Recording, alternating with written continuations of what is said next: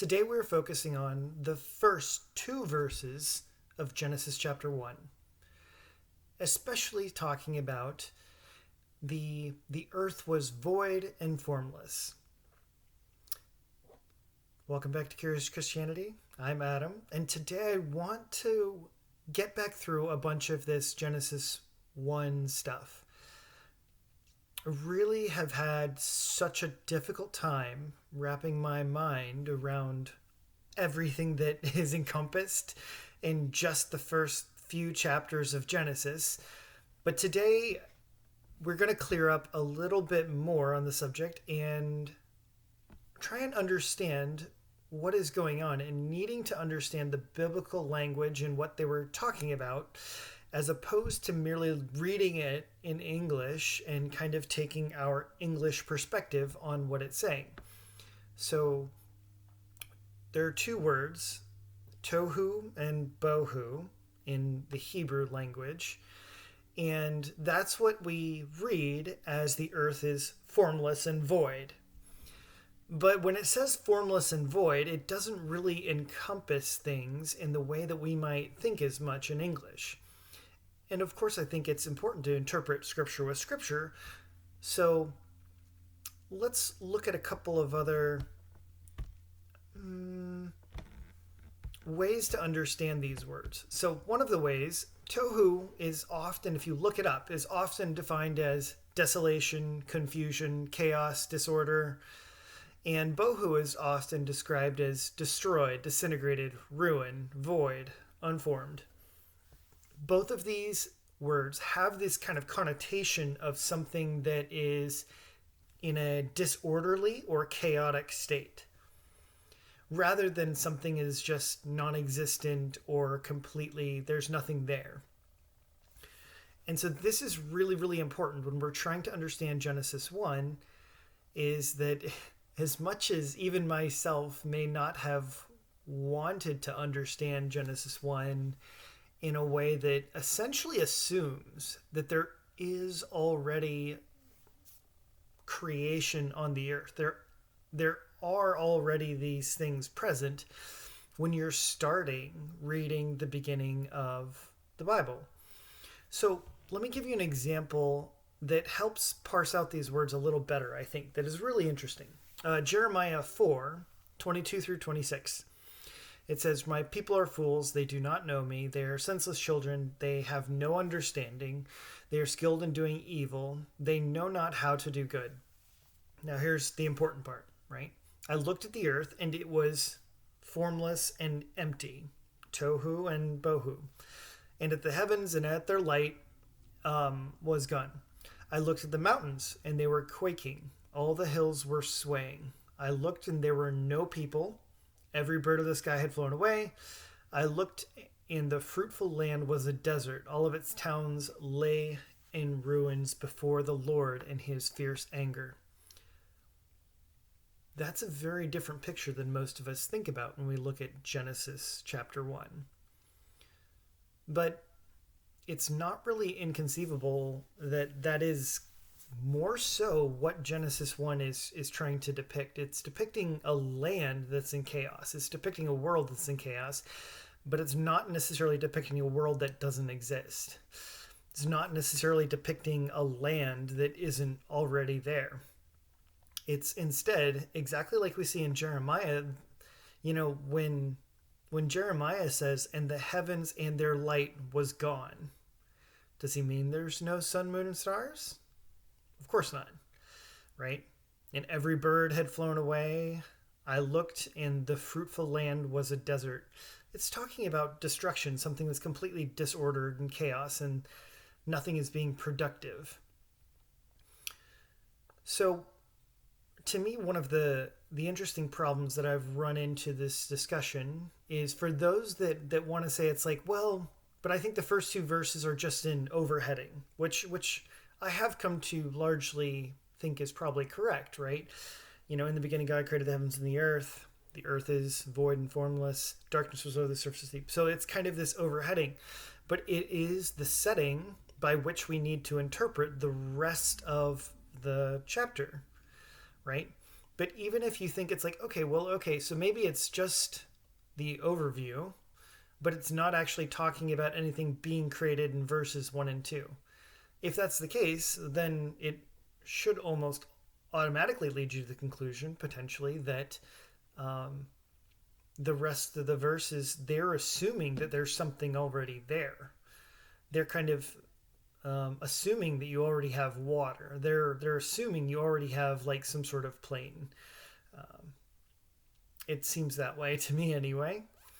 So if you already have some notion of creation beforehand, then what's really going on here is, yeah, God setting in order.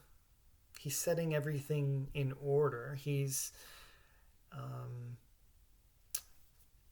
creating it, not necessarily ex nihilo in this particular referencing.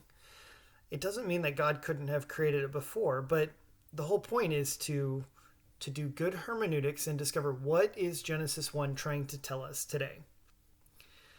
What is it that the Bible is trying to help us understand? And especially when talking about even God's image, this all makes a lot more sense in the sense that if the world is this type of disorganized, then God comes and he orders a whole bunch of it. But the last thing that he does is on day 6, he sets up man to be the one to finish his organization. Then it makes a lot of sense to say that, okay, disorganized world, God sets up most of it, and then he leaves the rest of it for Adam to work, to solve, to finish, right? To create dominion, right? To be the one that represents God in finishing out his plan.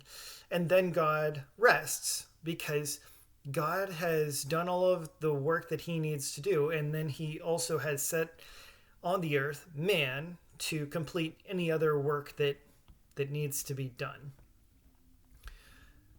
And the ideas of, it's like, okay, well, let's talk about 2 reasons that you could have like a chaotic earth as well. Okay, so the question would be this. And I think it's correct to say that the earth in Genesis 1, it's about God's supremacy and man's supremacy. But it is not at all even meant to be a depiction of all of creation.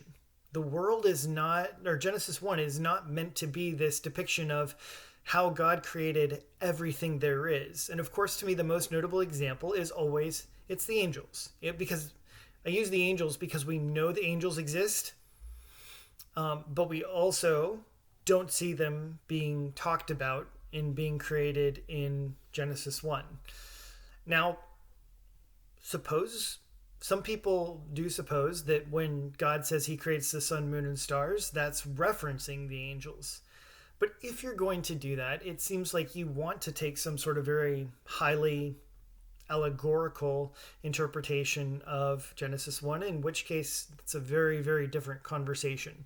But for those that want to take a very literal approach to Genesis 1, I think you have to admit that the angels are not created.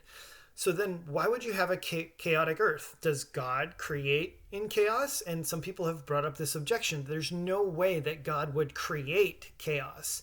This doesn't make any sense. If God is a God of order and perfection and all these things.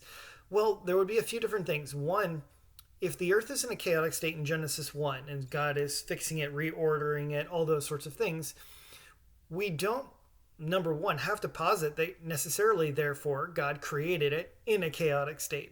Because the whole point would be, we don't know what happened before. If we don't know when God created the angels, we don't know what other beings there are, if there really are all of these different types of beings, such as seraphim or cherubim or the divine council or any of these sorts of things. Okay, so there are all sorts of other beings that we have no idea what their history is, no idea when they were created, no idea for exactly what purposes, and so you have tons and tons of room. Could it have been that you had other angels beforehand that fell? It could be. Well, maybe it's not likely, but maybe the earth was in a chaotic state because of wrath that God had thrown on the earth at other beings long before us. Maybe it is that the angels fell beforehand and they messed up the earth beforehand. I'm not really sure. I'm not inclined to think that it's a result of uh, the angels, but however, I'll just say that it's like when you look at Jeremiah, even when you're talking about, oh, the earth is void and chaos and there's tohu vabohu, there's destruction and all of this stuff, it's often a reference to justice. Like you can have this idea of justice, like everything being destroyed because of the justice that God has put out. So, yeah, so it doesn't mean at all that God had to have created or initially created the world in some sort of chaotic state. It could be completely something else that happened. The whole point is that Genesis 1 doesn't seem to tell us. It doesn't really seem to focus on the creation of everything. And exactly like I talked about with the image of God and man being created in God's image, one of the further reasons to think that the angels are not included in this list is because God seems to put man in authority over all of this creation stuff that he's talking about by and large. Now, I'll admit all too well that it doesn't really seem to actually put man over the sun, moon, and stars. And maybe that would be their point. But again, if you want to go allegorical, then it seems like we're talking about something very different here. So, but in general, God is talking about the creation that he puts man in charge of. And so, if man is being put in charge of things, he's not being put in charge of the angels. And that's part of the reason that angels, divine council, all of these other beings aren't even mentioned. One, because it's simply not the focus of Genesis 1. And so the idea would be that it's like, okay, could we acknowledge that God created everything? Sure. Are we saying that he tells us how and what he created, or that he created everything in Genesis 1? And I would say that it's seeming increasingly less likely that that's what's going on. Well, to be more blunt, actually, he's just not mentioning everything in Genesis 1. Like there's so many things that if you just kind of broke things down, he's not talking about everything. That doesn't mean we have to deny that God creates everything, but it does mean we have to be realistic about what God says in Genesis chapter 1. So with all of that, I think it's really, really important that we study very hard. And I'll definitely say this has definitely been a much more complicated study than I ever imagined it would be. So, back to work.